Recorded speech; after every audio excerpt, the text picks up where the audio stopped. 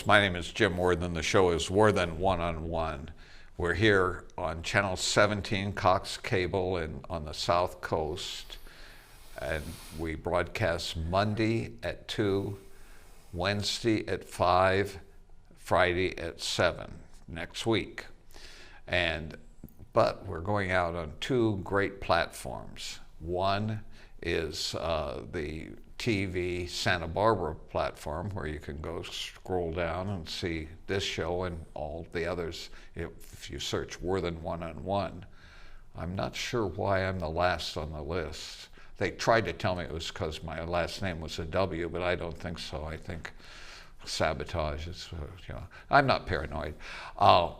Then you can go to Vimeo and search Worthen One, and again, you'll see shows going back at least 10.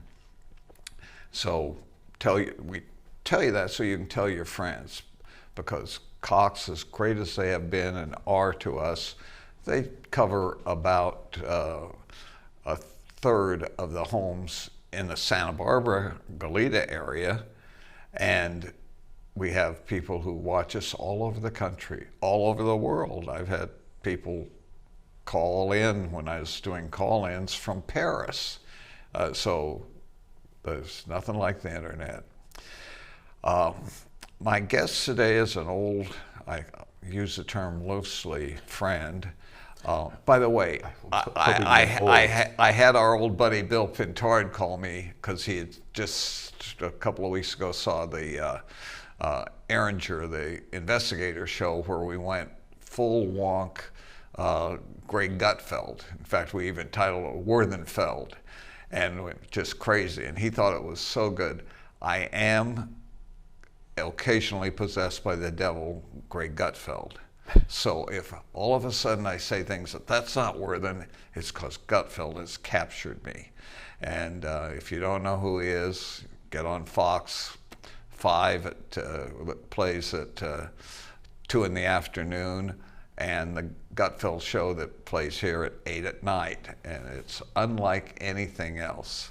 And in fact, the Gutfeld show has blown away all the other 10 shows that come out of New York at 11 o'clock at night, and he is number one in just 4 months, so you'll enjoy it if you like raunchy and crazy political humor and observation of society. But that aside, now I'm going to have to go to my guest. Yeah, really. I'm sorry, I'm not Greg Gutfeld, Jim. Joe Armendariz, right? That's who you purport. Didn't you used to be Joe Armendariz? Yeah, who you purport to be, yes. Yeah.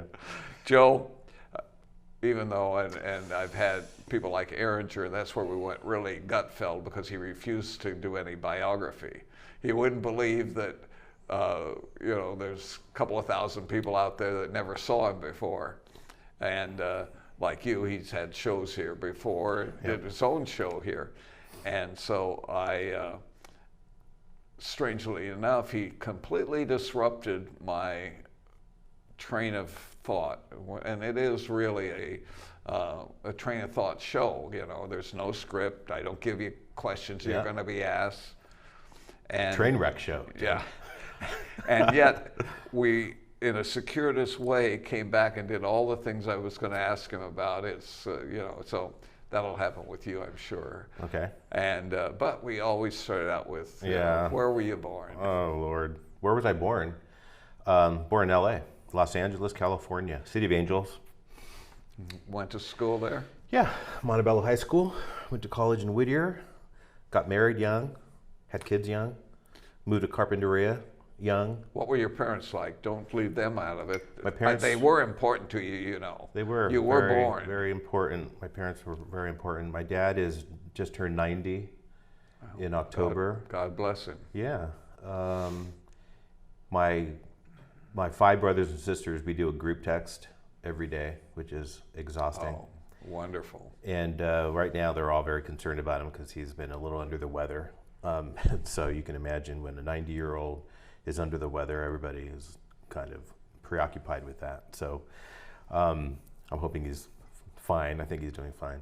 My mom, unfortunately, passed away about a decade ago, which was a major, severe devastation in our family, as you can probably imagine. So, yeah, my parents were great, good parents. They raised all conservatives, Jim. You would love that. Well, honor thy father and thy mother, and you will live long in the land, as it says in the Bible. So you follow what they've taught you, as long as it's moral. Yeah. It doesn't work too well for wankers and wonkers and drug addicts, but who have parents like that. But those of us who were blessed with wonderful, rock of the America type parents. Yeah. You say you married young. Were you in college then? Yeah, actually, I was, and so that was way back in 1988. I had my first child in 1988. My second child in '91. He just had a birthday on Saturday. They turned 31. Good kid. Are you a grandfather? I am. I have a 10-year-old granddaughter, a 6-year-old, I'm probably getting these ages wrong, a 6-year-old grandson, a 13-year-old adopted grandson, and then my new wife, who I met the night I did your show about 5 years ago. She definitely is your better half, but go ahead. She has a 10 or 11-year-old grandson. So, yeah, we have all that. So. I didn't introduce you to your wife, did I? No, actually, it was a blind date, sort of. Oh, I it was remember sort of you a blind had date. to I mean, it get wasn't this really show over. I've got a date. Yeah, I met her at the Canary Hotel over there on Carrillo. So after the show, so it was one of those Bumble dates, online dates. So, yeah, that was the first time I met her. Online? Yeah. That's how everybody meets now, right? No. No? Most of us meet in church. Well, or a bar. you were just extolling the virtues of the internet that Al Gore invented. So that's how I met my wife. Well, you're the only successful relationship I know from internet. The other was Tom Watson, who years ago was our congressional candidate, and he met his beautiful wife, and they had a great son, and Tom was here for years and then moved back to, I think, Philadelphia. Did he meet his wife on a dating site? Yep, I think on Harmony. eHarmony, yeah. And so I guess it works for some people who can't deal face to face with human beings. Well, let's face it, if the divorce rate is 50%, then it's not just online dating that isn't working out, it's dating in general. That's a People just can't relate. I can't let you use a fallacious statistic. So is that a canard? It's the divorce rate is 50%, but like me, I count 2. So there's one couple out there that's been married for 50 years. There's people that divorced 4 times. For them, there's got to be 3 other people who've stayed married to make the 50%.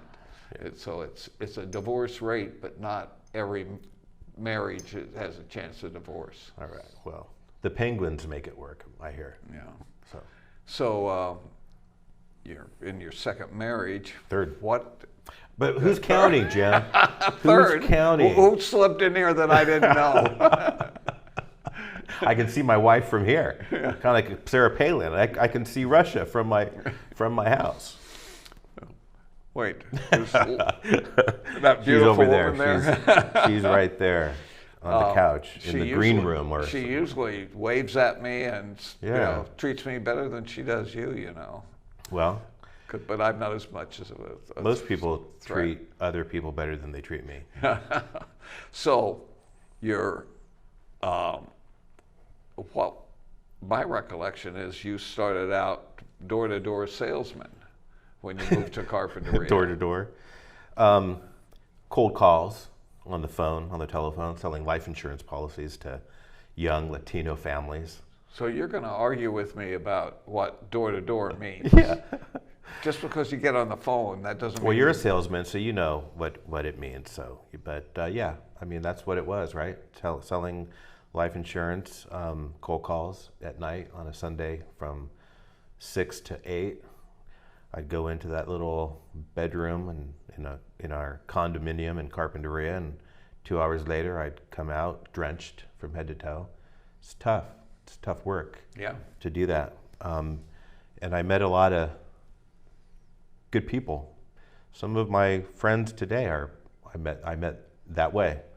So you were selling life insurance? Yeah, I was working for New York Life. And so you claim that they are still alive today because you sold them good insurance, right? Well, they're still alive today because the mortality tables are pretty accurate, but they, it's just one of those things. It's a relationship business, as you know, and just kind of like real estate. Wait, you slipped that by mortality. In other words, you wouldn't sell insurance to anyone over 35 or 40. You were only selling to people that are going to live. You have to understand your natural market. My general manager, Jerry Jambretz, who was a real character, who passed away, unfortunately, I heard. He was a very good marketing guy. And I was 23, 24 years old, moving to a new city where I didn't know anybody, literally didn't know a single person. And he said, sell to people like yourself. And, who are you? I'm a young family, young married guy with kids. I have a Hispanic background. So he said, that's your natural market. How are you going to meet those people? And I thought, I don't know. I guess I'll get the phone book and look up their last names, and any Hispanic surname, I would just get a yellow marker, and I would literally call them out of the white pages. I mean, literally call them out of the white pages. I miss the white pages. Yeah, it's just the gales of creative destruction, phone booths, white pages, things like that just don't exist. When I was young running political campaigns, I told people I can give the best surveys ever. I get 5 people in a room. I give them each a section of the phone book. I said, start at the bottom of the page and go up till you get a person who wants to answer the survey, and get their registration and everything. Then I'd gather the data and weigh it, and I was always right on. Yeah. But you can't do that kind of random sampling now without that kind of information. Everybody had a phone. Yep. Like they do landline. today, but it was a landline. Yeah. So how long did you do that in Carpinteria? Well, I did that, and eventually that evolved into daytime work, because that's nighttime work. You're meeting young families after work when you're selling life insurance. But then eventually, within a matter of a couple of years, I decided that I wanted to work during the day. And so I gravitated to the small group health business, health insurance market, which was dealing with small businesses. Yeah, just going into Santa Barbara mostly, just going into printing shops and machine shops, down around the Milpas area where you have a lot of business and industry and commerce. Still focusing on Hispanics? Or No. Now you're a businessman. Now I'm just a small business person like they are, and selling a portfolio of small group health plans. And back then, this is 94, 95, before AB 1672, which was Assembly Bill 1672 that the Democrats came up with, that completely destroyed the small group health business, by the way, in their attempt to fix it. You could, I had access back then to 25, 30 different health companies with a tremendous diversity of health plans that you could, manipulate through, your computer, and increase deductibles, co-insurance arrangements, stop losses, prescription, cards and co-pays. And you could literally just customize a plan for a small business and their employees and save them money, and sit down with them and help them understand how that was going to work. Now you can't. Now you have maybe 3 or 4 carriers, and that's it. I had a company called Green Tree Realty, and we had employees, and I got the health plan, and sometime in the first 6 months I was looking at the billing, and Warren costs $40 a month. No, Warren costs $20 a month, and Julie costs $40 a month, and they were, you know, the same age, doing the same job. So I called my agent, may have been you, and said, "What is this? How come the woman is being billed higher than the man under the same age?" And the agent said, "Difference between indoor and outdoor plumbing." Easier to take care of man's problems if he has problems than a woman's problem if she has problems. Yeah. Well, then plus back then, you know, you could still, you know, women get pregnant, so that gets factored into that. And then again, in an effort to solve a problem that really didn't exist, the politicians made it so that you couldn't, you know, differentiate in terms of how much you could charge one person, and not just for gender, but even for health. You know, a person who gets up every morning at 5 o'clock and runs 5 miles couldn't be charged a lesser rate than somebody who smoked like a chimney and drank like a fish and was, you know, 200 pounds overweight. You know, they would pay the same monthly rate as the marathon runner. And, you know, they destroyed the market in an attempt to fix it. And I now, knowing what I know now, it was all in an effort to, you know, have single payer, which more control. You know, we're moving closer and closer to. Yeah, well, I'm just glad that's all behind me. I don't want to do that anymore. I never really wanted to do it, quite frankly. I wanted to get into politics. Well, tell us. Now you claim to be Hispanic. Claim. Yeah, I'm Basque. The name sounds more like Kazakhstan. Or you want Armenian. Armendariz. Yeah. What was your family life? Church. Catholic. And Hispanic. Grew up in East LA. My dad always gets mad when I say that. Families speak Spanish around the house. So I have 5 brothers and sisters. I'm the youngest of 6. None of us speak Spanish. My mom and dad both spoke Spanish. My dad didn't speak English until he was about 7 or 8 years old, although he speaks perfect English. Why didn't they keep it alive in the family? You know, the reason is because, and you actually, this is not that uncommon, so it turns out. My parents, back when we were very young, my siblings, they moved to a community, Hacienda Heights, which back in the early 60s was predominantly Anglo. And they bought a tract home at the top of a hill on a cul-de-sac. And when they went to, this is before I was born, my 2 older brothers were very, very young and about to start grade school. My parents went to the local public school, Mesa Robles Public School, met with the principal, and it was around lunchtime. And when they went out on the the blacktop during lunch, and they looked at it, 50, 60, however many kids were out there, all of them blonde hair, blue eyes. And my brothers were darker skin, black hair, were and most brown of your eyes. Female companions blonde hair, blue eyed? Well, I'm looking at my blonde wife over there. Yeah. And my mom decided that she didn't want to teach her kids how to speak Spanish because she didn't want us to speak with an accent. So that was just a judgment call that she made kind of on the spur of the moment. And so we all grew up speaking, perfect English and not Spanish. And in retrospect, I suppose You've that covered probably... your accent very well. I do. Yeah. I do. And it's practice. Yeah. Now it's funny, now you have all these actors on TV. Like, for example, on Yellowstone, the female character, Beth, is that her name, Beth? She has an English accent. Did you know that? No. Yeah, she's from England, and she has this You really, can only really... get that on Netflix? No, you get it on Paramount Plus, I think. I can't afford it. Well, you got to work harder, Jim. I got to close more deals. And then also on Billions, Bobby Axelrod. Yeah, I love He has Billions. an English accent because he's from England, but no accent in his character. Oh, he's great. Yeah, he's my hero. Mine too. Yeah. He's fantastic. Bobby Axelrod. But he's moved to Switzerland. Well, we'll see what happens there. Yeah. He'll probably take that country over too.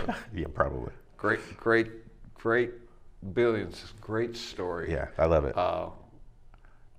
His early scandal was that he worked with a company and was executive in it that was on the 28th floor of one of the towers, and he happened to not be there that day, and most of his cohorts were killed, and he right away started manipulating stocks, and so people were mad that he went right to work instead of mourning for a month or two. Yeah, short selling. Yeah, made a killing. yeah, And then gave a lot of it away. yeah. Created a lot of wealth for a lot of people. Hey man, it's a free market. Yeah, I'm all that's for it. the interesting thing about a lot of conservatives is you hear more and more about Rush Limbaugh, Greg Gutfeld, and Donald Trump.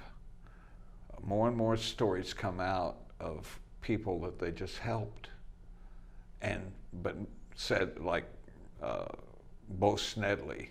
Rush Limbaugh saw him early on in a studio, hadn't hired him yet, big black guy, linebacker, and he was sitting there all depressed, and Rush said, "Why are you so depressed, Mr. Smith," or whatever it is. Snerdley, Bo Snerdley. Yeah, and he said, "Well, I've got these bills and I don't know what to do. They're getting behind." And Limbaugh said, "How much to make you feel like this?" He said, $5,000.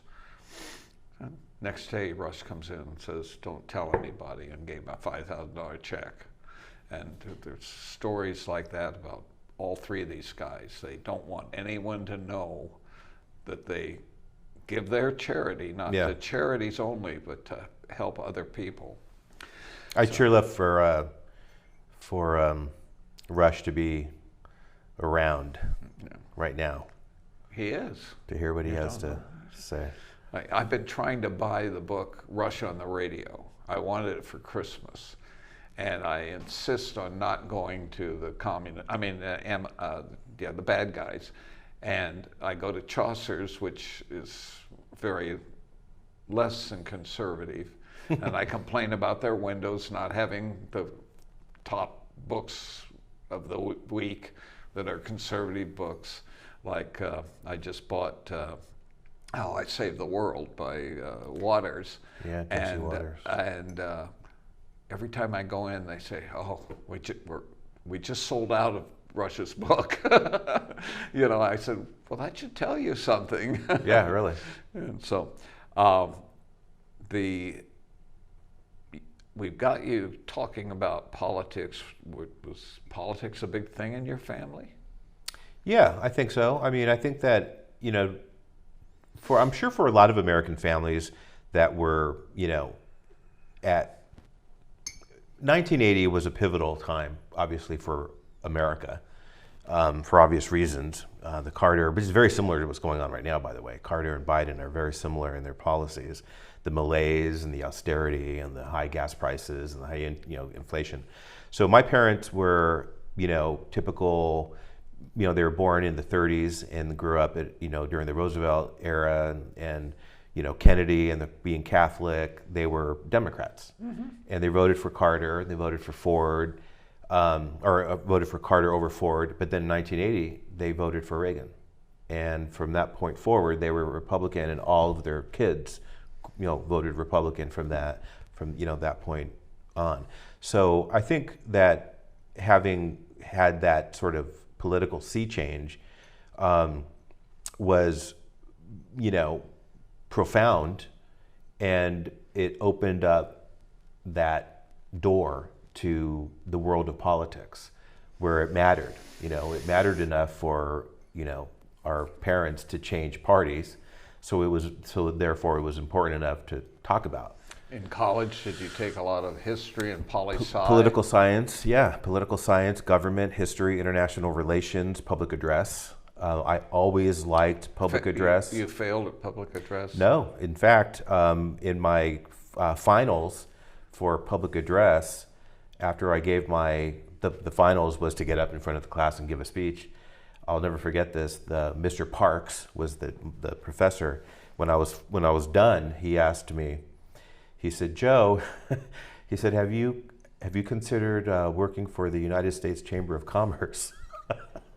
And I thought it was funny because I actually had. Well, So how many 19-year-old kids, I had to speak at my church to 150 people, and my first line is, "I'm really scared to speak in public." And everybody started laughing because they knew about the show and my other. And I said, "No, every time I'm getting ready to go to speak to somebody, I'm scared to death. I have to force myself. I don't know why. It's scared little Jim." And I haven't done a lot of public speaking, even though I ran Young Republicans and other things. It's not my forte. One-on-one is, that's the name of the show. That's my forte. There you go. Is grab somebody, I'll go into a room and I'll say, "Joe, let's step over here. I want to talk to you." Yeah. I won't try and talk to you in front of all of our friends, supposed friends. I don't trust them. I don't trust our friends. No, I wouldn't trust our friends either, Yeah, Jim. yeah. I know our friends. Yeah. All right. So now you're a insurance salesman, you're a businessman, you're living in this little burg called Carpinteria that nobody understands except those of us who've spent time there and love it. Yeah, And it's a nice little town. but that isn't when you first got into politics. You first got into politics screwing around with Rod Sumner and the Libertarians. Well, right? no, actually, I got involved in politics before that. Okay. I got involved in politics in 1994 when Gary Nielsen, who owned a couple of businesses in Carpinteria, who was a client of mine, I sold him health insurance, and I think maybe some life insurance, but health insurance for sure. He decided to run for Carp City Council, and Gary was president of the Chamber of Commerce, and my wife at the time was. She worked for the chamber. So, we were all very familiar with each other. And Gary was a sensible pro-business guy, so we thought. And he knew that I was just a fanatical political junkie who was, at this time, if you recall, was the Gingrich Revolution, the contract with America. And he said to you, "Here's 100 brochures, go knock on doors." Well, he wanted me to write all of his speeches because I used to write. I was like, trying to think of, John Simon? You probably don't know John Simon. You know John Simon? I was like John Simon. I would write letters to the editor every week. And I've always liked to write, always have loved to write. So I would just write all the time, and mostly national issue stuff. But Gary loved my writing, and he said, "I want you to write all my speeches for my city council race." And so I did. That eventually turned into becoming his sort of de facto campaign manager. But really all that meant was me going with him door to door, knocking on doors. And he won. He won that race. And then probably 2-3 weeks after he won, Brooks Firestone came to Carpinteria on a Saturday to go into the businesses in Carpinteria with Gary. Running for the assembly? I think he was on the assembly. He was already in the assembly. So just as a fellow Republican coming into Carpinteria to just kind of show some support for the new elected council member, Gary invited me to come along. It's the first time I met Brooks Firestone. And Brooks and I hit it off right off the bat. And about a week after that, Brooks called me on the phone and asked me to be his alternate on the Central Committee. So that got things started for me. And then that's how I kind of got onto Rod Sumner's and Bob Backhouse's radar screen. So that when Naomi was running for re-election in 1996, unopposed. Naomi Schwartz. Salud's boss. Well, supposedly she was involved in all that stuff. Isn't it weird how some of these people just really get caught up in a lot of weird political things? And it really is weird political things. So, bad ideas just never go away. It really is just fascinating. But anyway, so that's how that happened. And I ended up running for that, running against her. Didn't have a chance, knew it going in, and that was fine. Had a great time. It was just really, obvious to me, and I think a lot of other people, that was something I was good at, even though I didn't win. I was just really, really comfortable being in front of the camera, talking to people, talking about issues, and even though I didn't know the issues at the county level, but had a lot of fun. Lost. Then people like Bob Kallman, George Bliss, Jan Evans invited me to join Taxpayers Association board.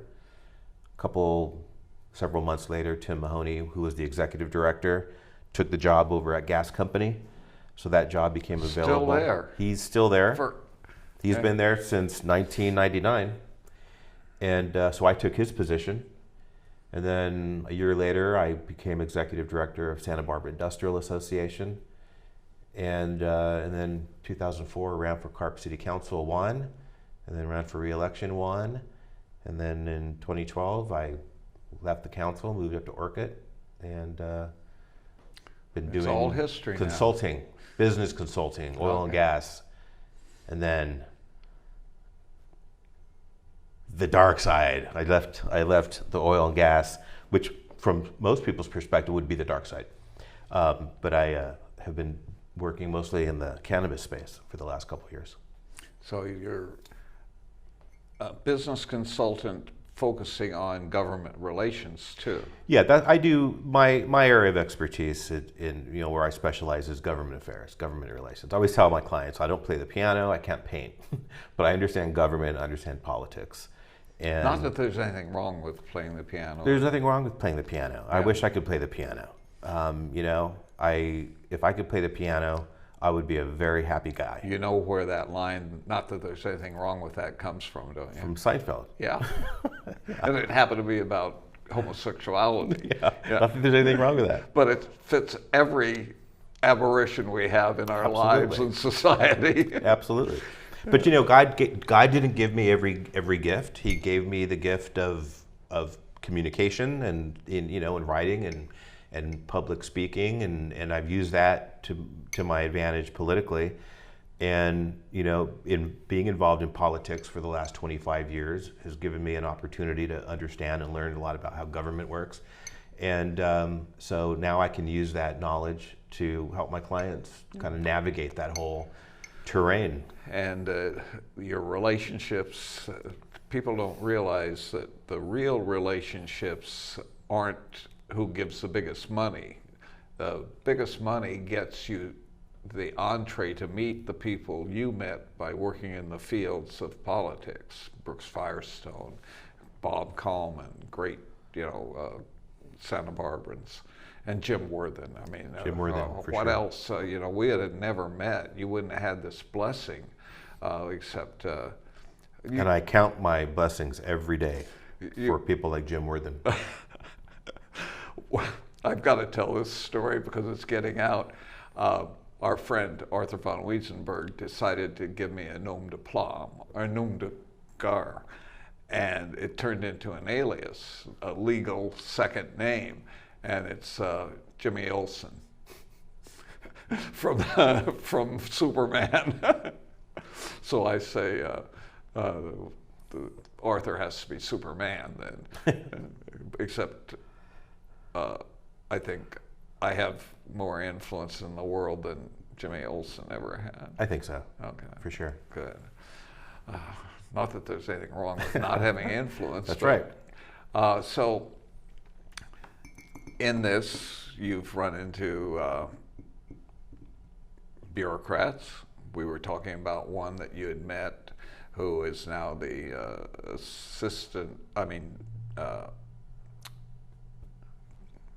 temporary police chief of the city of Santa Barbara.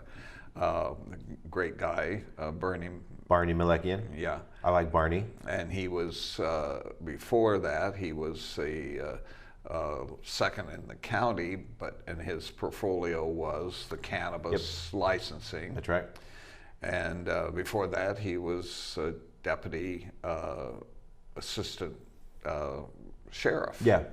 And that's actually where I met Barney for the first time. You got arrested again? Well, no, because with Taxpayers Association, one of the things that we used to do is analyze the county budget. And one of the areas that we were very focused on and very supportive of was the county's the sheriff's budget, and always encouraging that they fully fund the sheriff's budget. And so I have a stack of cards that go back many years from the sheriff, the undersheriff, just thanking us and thanking me personally for attending annual budget hearings, encouraging the supervisors to fully fund the sheriff's budget. And so some of those cards are from Barney Malekian.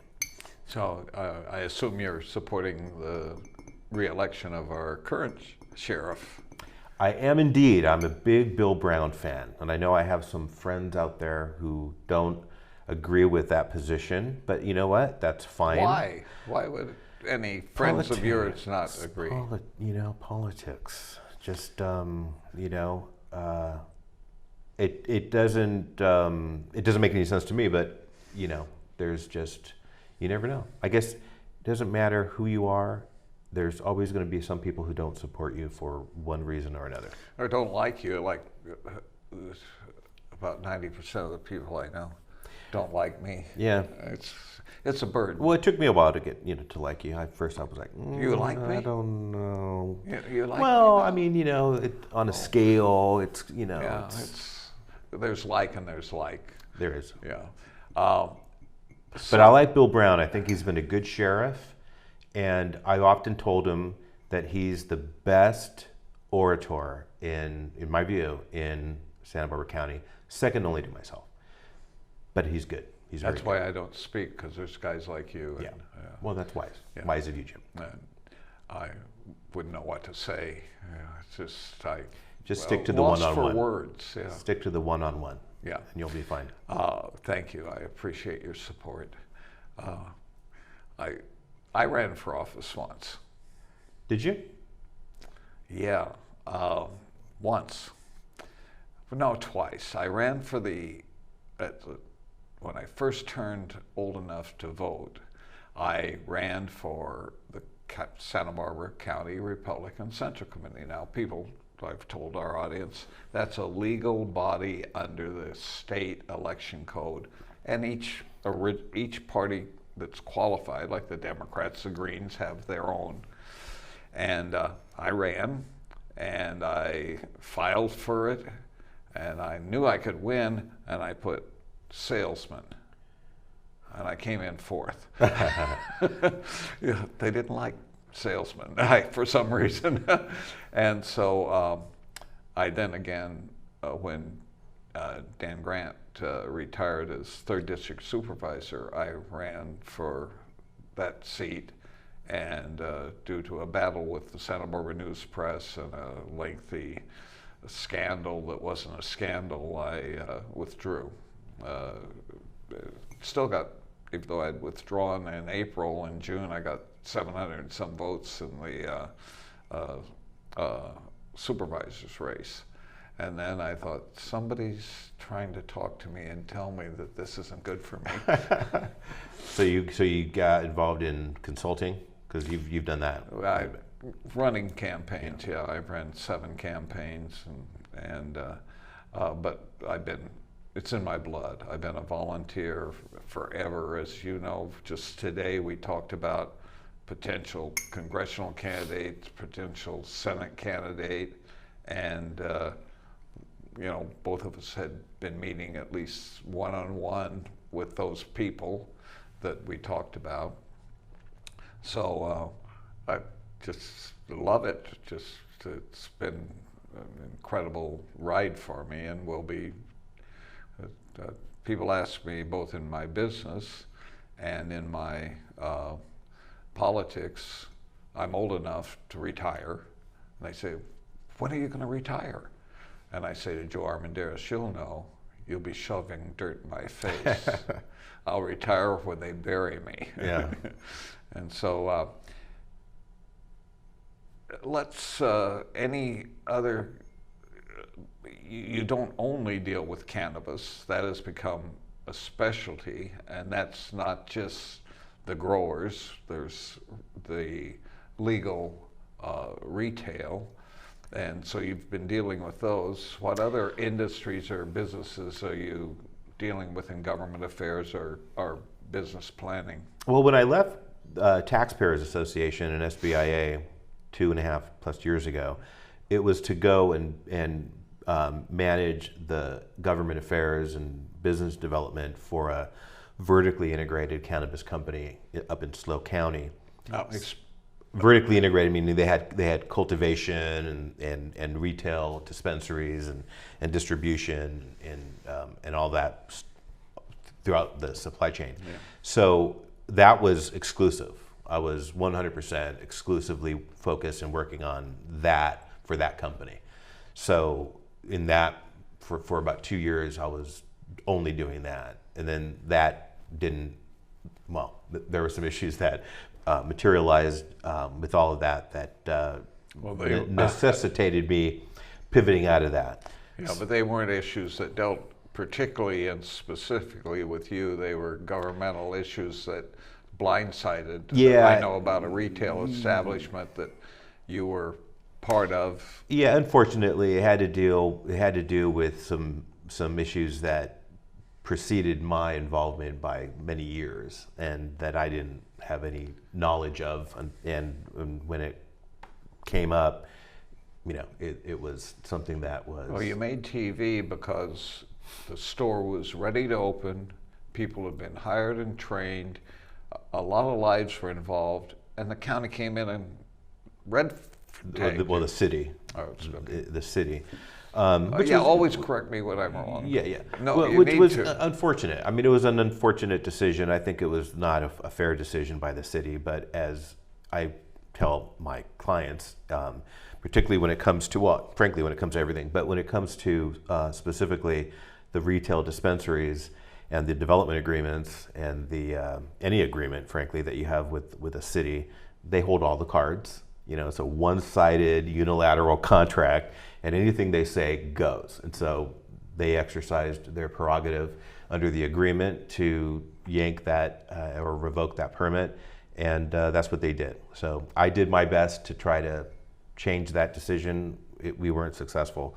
So anyway, I pivoted out of that, and so now I'm working with another very interesting cannabis company that has a lot of different projects on the drawing board, but then I'm also working with a couple of other clients that are exciting, one of which I can't talk about right now because it's premature, but another that is right up my alley in terms of the messaging that I've been focused on for decades, which is economic empowerment, education empowerment, lifting up low-income families through educational opportunities, trying to identify ways that local government can secure the kind of public-private investment to create new enterprises through lowering taxes and streamlining regulatory schemes that create barriers to entrepreneurship. So I'm excited about that. Yeah, it's tragic that the functionaries, I don't want to call them bureaucrats, are my favorite idiot, but I'll give you a quick example. My client, who owned a property in Los Alamos and had the building permit and everything to build on the vacant property, all cleared, he could have pulled the permits, but he wanted to sell it. And so COVID hit, and the guy who, I won't go into names, but the guy who was in charge of that area kept giving him 6-month extensions. So we finally had a buyer. We were ready. They wanted to buy it, and they were going to build it.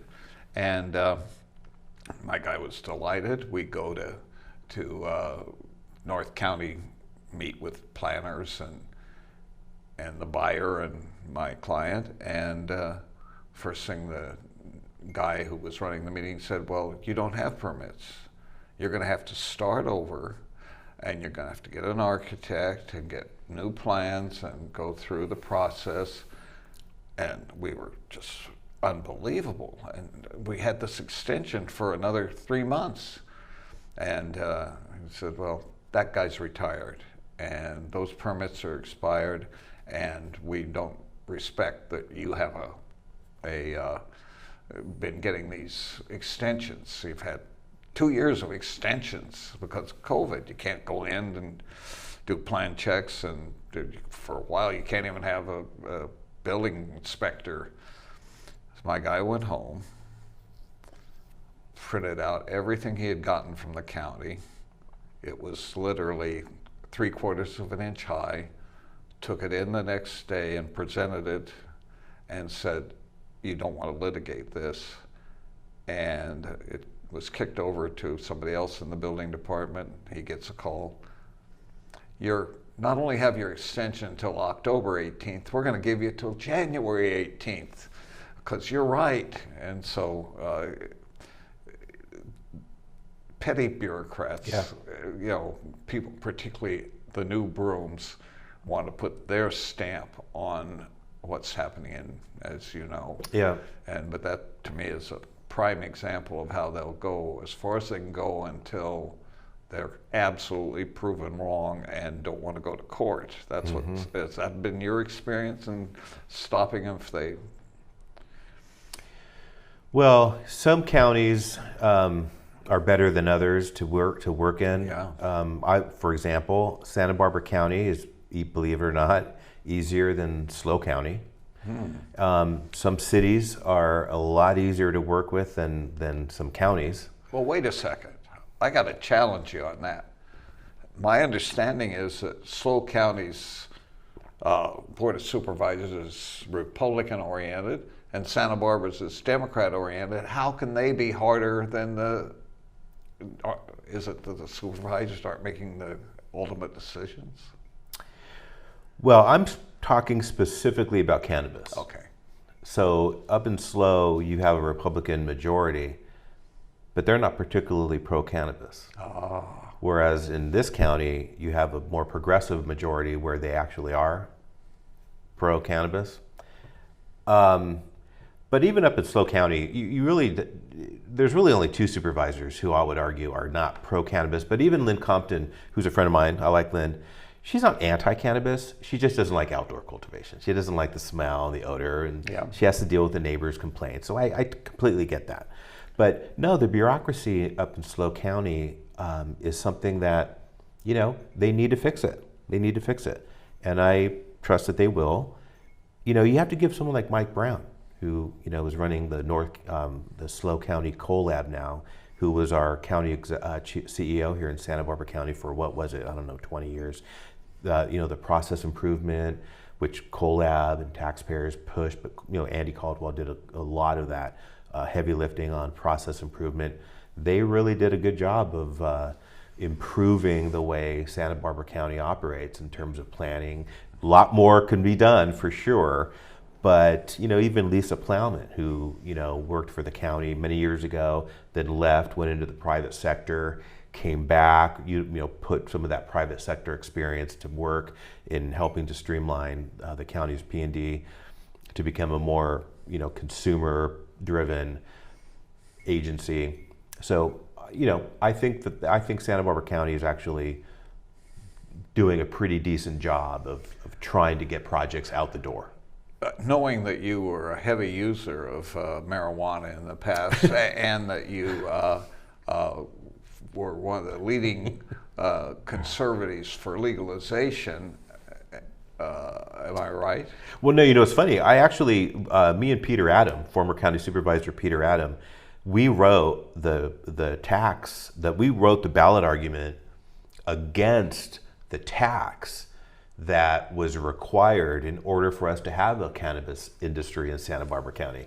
Well, that was my moral conflict. I fought cannabis. I had a brother that was a heavy user for medical purposes, really, but I didn't see any good in it. And I've told my young son, who's now 38, that you're lucky that you don't use that stuff, because the guys you're competing with in business and every realm, dating, everything, they're home on the couch in the morning getting their head together while you're out ahead of them. And I think that's still true, that it's a depressant of activity. But I then all of a sudden had a building site, and all these cannabis companies wanted me to present their offers to the seller, and I was a listing agent. Well, I had to present them. And I really was having a moral conflict until somebody said, Jim, have you ever sold a liquor store? I said, 2 or 3. Have you ever sold a bar with liquor? I said, oh yes, several, I've owned them. Have you ever sold a restaurant with liquor? Oh yeah, probably. I've had probably 20 businesses that had something to do with liquor. And they said, you don't see any business conflict here? This is a legal business, and arguably is a lot less damaging than alcohol, and you're having a problem representing them? Changed my mind. Well, Jim, I'll tell you this, and I totally get what you're saying as far as the kind of the caricature of the typical, pot smoker, the sort of Cheech and Chong type thing. One of the things that I've learned, and I've learned a lot about cannabis, because before I started working for cannabis in 2019, I knew nothing about the industry. I didn't know anybody in the industry. It wasn't my fight. I was 100% oil and gas. My organizations were focused on oil and gas. We were doing everything in our power to try to save the oil and gas industry in the county. So I didn't know anything about cannabis. But I've learned a great deal about cannabis. And one of the things I would say is a regulated cannabis industry has allowed for the product, the plant, to be turned into something quite remarkable in terms of how people can use it, so that they're not just kind of sitting on a couch staring at... No, but you have to admit that there are young people that fall into that. Oh, sure.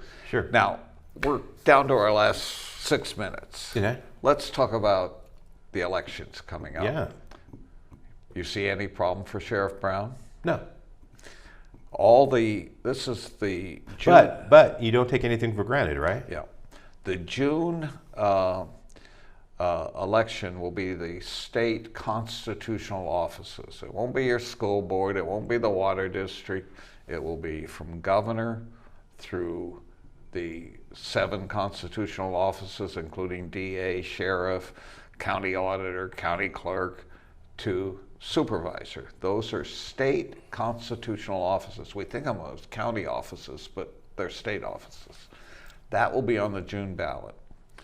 Of course, it includes the elected offices of, in some areas, will be a Senate candidate, Republican Senate candidate, but we don't have a state Senate. There will be the federal offices, state and Congress, and there'll be the Assembly. In the gerrymandering that the majority party here was able to go through, we lose the only assemblyman on coastal California. Jordan Cunningham. Yeah, they just shoved his district from where it was a lot of Santa Barbara and all of San Luis. They just shoved it all the way up to Monterey. Yep. And so, unwinnable district. But they gave us all of Santa Barbara County and a little bit, 25,000 voters or so in San Luis County. Mm-hmm. What do you see there? Well, I in an email and a public Facebook post less than a week ago, put out there that I think my good friend, I know he's your good friend too. He's a better friend of mine. He loves me more. Probably. Mike Stoker. I think Mike Stoker, I helped Mike when he ran against Doss in 2010. And, that district was 18 points to the Democrats' advantage. I think the district now, is probably similar. He came within 6 or 7 points of winning that race. It was an open seat. Of course, Doss was a city councilman coming up, upwardly was mobile, that? 2010. Do you remember what year that was? 2010. Yeah, so it was a wasn't a Republican tie. It wasn't, although it was the first off year for Obama. Yeah. So, no, that was a hard fought race, and he did real well. Mike is a indefatigable guy. He's very smart, and I think that Greg Hart has not had very tough campaigns in the past. I don't think he's a had Democrat. to run. He's one of the Democrat candidates. Yeah, yeah, and and obviously he's the main Democrat candidate. So and, we're all trying to push Stoker into coming out of basically what had become retirement. Well, I don't see anybody else that has the political gravitas to go up against Greg Hart. Mike does. Or the real government knowledge. Yeah, I think Mike has it. Now we have a milquetoast, love everybody, get along with everybody, look at how wonderful I am, and I'm going to vote straight with Pelosi and Biden. Salud Carbajal as a congressman. What do you see there? I just think that that's a safe Democrat seat for as long as Salud wants to do that. It's only an 18% seat now, Okay. and the wave across the country says that the Republican candidate has 12 to 15% off of the Democrat edge. So now we're talking about a 3% Democrat seat. Well, And you maybe, still I don't know. think- Maybe, Jim. I mean, that I think that's true, but I don't know if it's true in every district. I mean, I'm not smart enough to know that, but I will tell you this: I just don't think that that's a seat that the Republicans are going to win, as long as there's an incumbent in the seat, as there is now.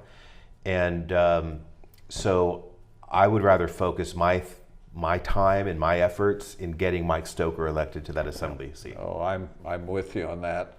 Although there are some people just in the last week, a really great businessman from Ojai who now is in that seat, and he's thinking about going against Salud, and a local personality with great Washington and international background in his years, who we're talking about running, and that's well known to this audience, and that's the investigator. And he's testing the water to see if he should run. The benefit to him is he'll get in Salud's grill. He won't let Salud do what he did to Andy and only debate him once or twice, or what he did to Justin Fareed, only debate him once or twice. If he won't go into debates, the investigator will go into his own rallies and debate him. He'll take him on. Well, every race should be contested. Every race. Thank you. Thank you, Jim. Always fun.